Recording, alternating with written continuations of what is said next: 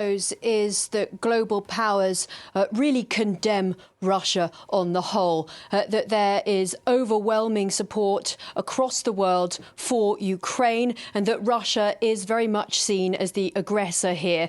Now, this resolution, which calls for a just and lasting peace and also calls for Russia to withdraw its troops from Ukraine, got 141 votes in favour. That is exactly the same number of votes in favour as a previous resolution put to the General Assembly back in March 2022. So you could say that really Russia remains just as isolated on the world stage as it was back then, right after the invasion began. So this is a resounding success for Western powers, which had lobbied hard in order for this resolution to have the support that it needed. Of course, there's no veto possible in the General Assembly, and so it was always going to go through with two-thirds of countries supporting it. Now, it is interesting, however, to look at the countries that abstained, most notably, of course, China and India, but also African countries.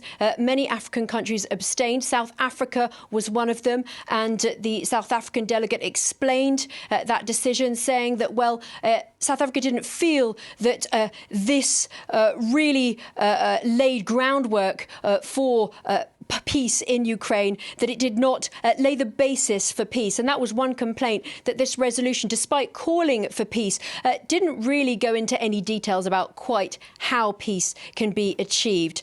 Amongst those voting against it was really a lineup of the usual suspects, but with the addition this time of Mali, which has, of course, come under Russian sway more and more over the past year or so.